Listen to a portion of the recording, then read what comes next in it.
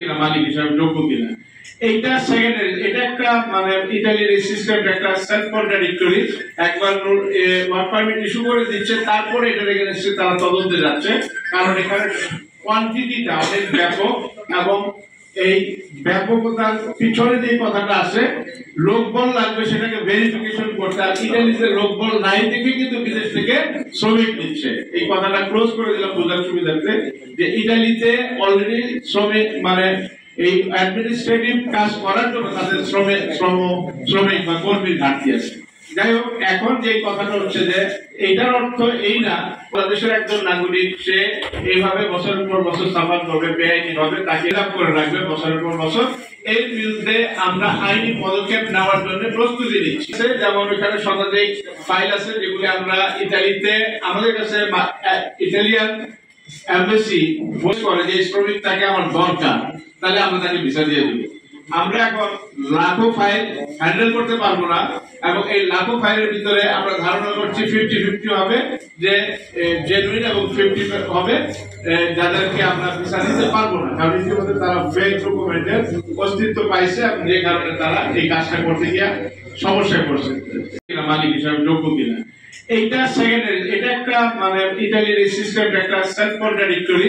একবার work permit issue করে দিচ্ছে, তারপরে এটার এগেইনস্টে তারা তদন্তে যাচ্ছে, কারণ এখানে কোয়ান্টিটিটা অনেক ব্যাপক এবং এই ব্যাপকতার পিছনে যে কথাটা আছে লোকবল লাগবে সেটাকে ভেরিফিকেশন করতে, আর ইতালিতে লোকবল নাই দেখে কিন্তু বিদেশ থেকে শ্রমিক নিচ্ছে। এই কথাটা ক্লোজ করে দিলাম বোঝার সুবিধার্থে, যে ইতালিতে অলরেডি শ্রমিক মানে এই অ্যাডমিনিস্ট্রেটিভ কাজ করার জন্য তাদের শ্রমিক বা কর্মীর ঘাটতি আছে। যাই হোক, এখন যে কথাটা হচ্ছে যে এটার অর্থ এই না বাংলাদেশের একজন নাগরিক সে এইভাবে বছরের পর বছর সাফার করবে, বেআইনি ভাবে তাকে লাভ করে রাখবে বছরের পর বছর। এর বিরুদ্ধে আমরা আইনি পদক্ষেপ নেওয়ার জন্য প্রস্তুতি নিচ্ছি। যেমন এখানে শতাধিক ফাইল আছে যেগুলি আমরা ইতালিতে, আমাদের কাছে ইতালিয়ান এমবাসি ভোট করে যে শ্রমিক তাকে আমার দরকার, তাহলে আমরা তাকে ভিসা দিয়ে দেব। আমরা এখন লাখো ফাইল হ্যান্ডেল করতে পারবো না, এবং এই লাখো ফাইলের ভিতরে আমরা ধারণা করছি 50-50 হবে, যে জেনুইন এবং 50 হবে যাদেরকে আমরা ভিসা দিতে পারবো না, কারণ ইতিমধ্যে তারা ফেক ডকুমেন্টের অস্তিত্ব পাইছে, এবং যে কারণে তারা এই কাজটা করতে গিয়ে সমস্যায় পড়ছে।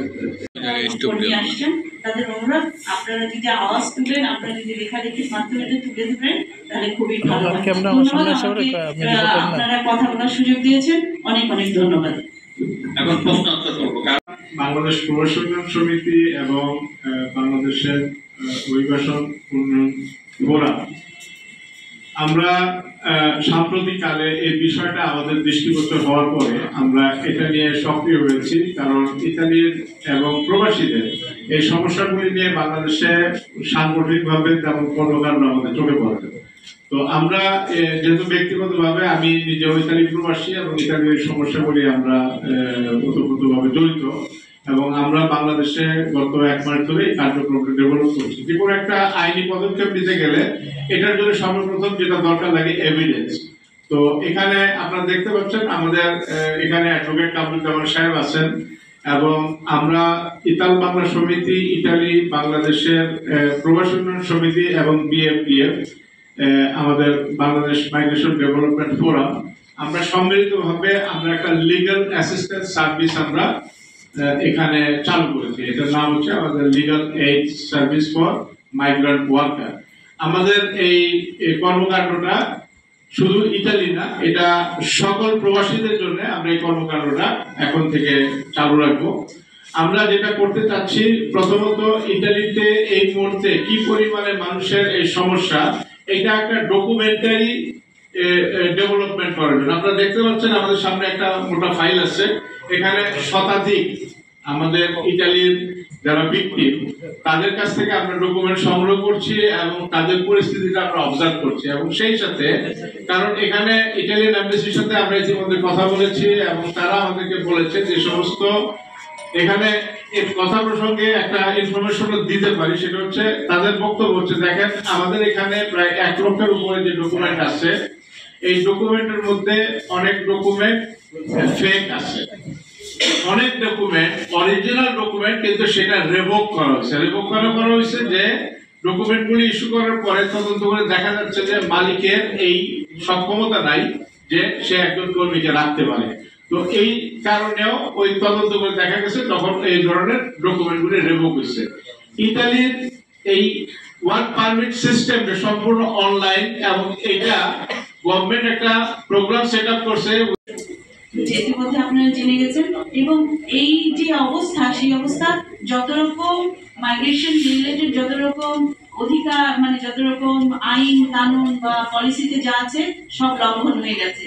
এখন আমাদের এটাই বিষয় হচ্ছে যে দুই সরকারের ভিতরে আলোচনার মাধ্যমে এই সংকট উত্তরণ করতে হবে, এবং এই ভাইরা যারা অ্যাপ্লাই করেছেন তাদের আজকে যে অ্যাপ্লাই করেছে সে 2 থেকে 2.5 বছর পরে বা 3.5 বছর পরে, তাই তো 3.5 বছর পরে পাসপোর্ট পাবে, তাই তো ভাই? আমি অ্যাপ্লাই করলাম, আমার এই পাসপোর্ট ফেরত পাবো 2 থেকে 10 বছর লাগবে। 10 বছর লাগবে, আচ্ছা 10 বছর বা 3 বছর যায়, মানে অনেক সময়। এখন আমি 3 বছর পরে যখন পাসপোর্টটা হাতে পেলাম দেখলাম আমি ভিসা পাই, তাহলে আমার এই যে অবস্থার এই দুর্গতির জন্য কে দায়ী, কে নিবে এই দায়িত্ব? হ্যাঁ, তো এইগুলো আপনারা সবই শুনলেন। আমি আপনাদেরকে অনেক অনেক ধন্যবাদ জানাচ্ছি। আপনারা ইতিমধ্যে বুঝতে পেরেছেন যে কত প্রকট এই সমস্যা, এই সমাধান আমাদের দরকার। আমরা জানি আমাদের দেশের অর্থনীতির ক্ষেত্রে এই যে আমাদের রেমিটেন্স যোদ্ধা যে ভাইরা বোনেরা তারা অনেক অবদান রাখছে, এবং এই জন্য আমরা যে কোনো সরকারি আসুক না কেন সে দাবি করে যে আমার টেনরে এত রেমিটেন্স আসছে। হ্যাঁ, আমার কিন্তু অধিকারের এই জায়গাটা খুব শ্লথ, মানে এত আস্তে আস্তে যে অধিকারগুলো, এই যে সংকটগুলো সমাধান করা হয়